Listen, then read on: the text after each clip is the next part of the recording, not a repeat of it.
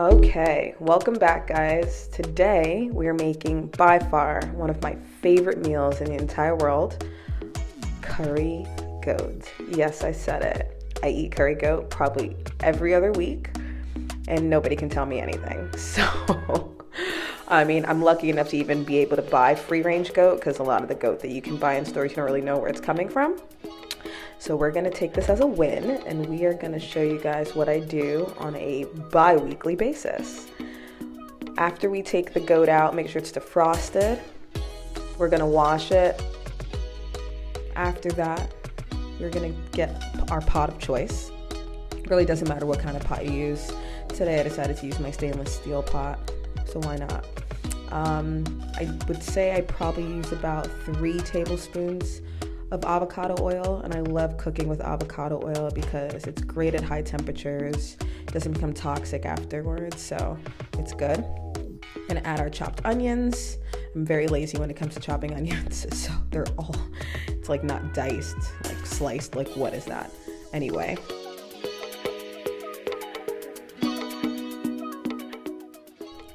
And then we're gonna add our curry. Curry is very particular in a sense that if you add too much to a dish, it can become overpowering and it can actually ruin it. So I like to start off with a little bit, probably around 4 tablespoons, and then work more curry into the dish as I keep on going. Better safe than sorry, right? You're gonna brown that a little bit as well. Let it cook. Don't let it burn, but definitely let it brown a little bit more.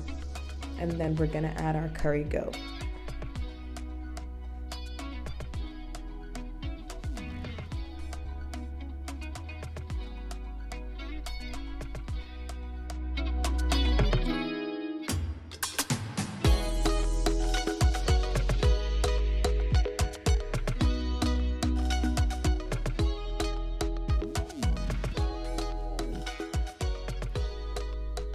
After that, I like to add vegetable broth because it adds a certain sense of flavor, I feel, either vegetable broth or chicken broth. I like to go organic just because it makes me feel better. I don't know. You don't have to. And if you don't have any type of broth at this point, you can always add water. I would say about a cup of water just to get some liquid into the mixture that we've created already and just to let it simmer a little bit.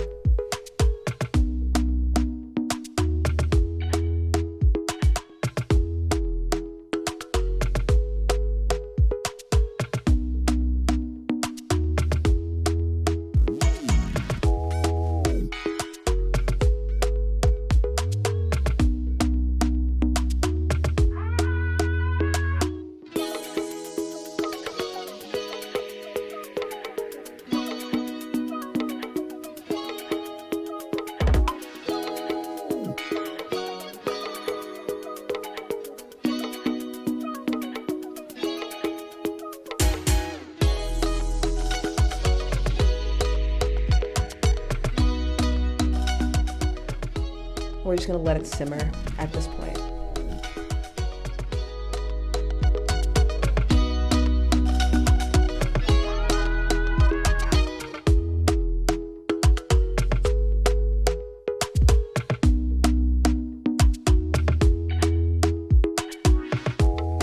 As we can see now, the sauce is getting thick, and that's what we like. We know that we've added enough curry, but not too much. And this is where we add water because our goat is definitely not cooked yet. And I like the goat to be very tender. The longer you cook it, the easier it falls off the bone, and that's exactly what I love.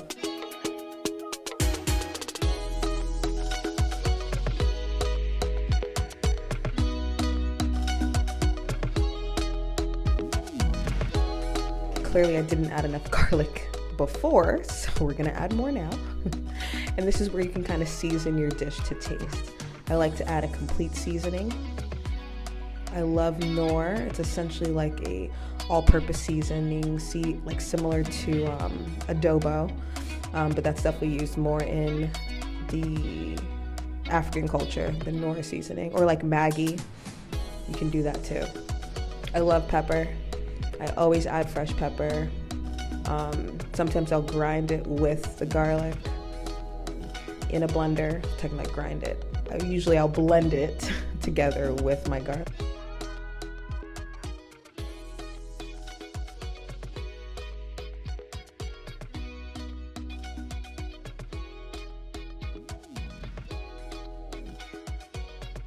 And as we can see, it's coming together now. We have a nice little sauce being created. The meat's still not done cooking. And here I'll leave it for about an hour and let it just marinate on low. When we're done, we can see how beautiful this is all becoming. The meat is cooked. I love to add fresh basil. Mix it in for maybe about 5 more minutes just to let the basil seep in, and you're pretty much done.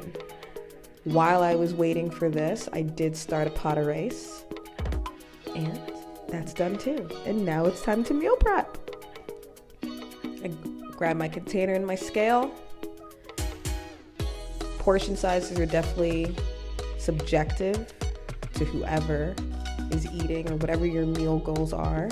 For me, this is what my macros lot, so this is what I'm gonna do. And it's so easy.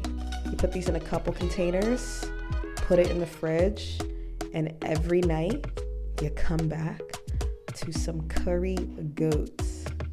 Try it. It looks so good. All right, guys, well, enjoy. I'll see you guys again next week. Until then,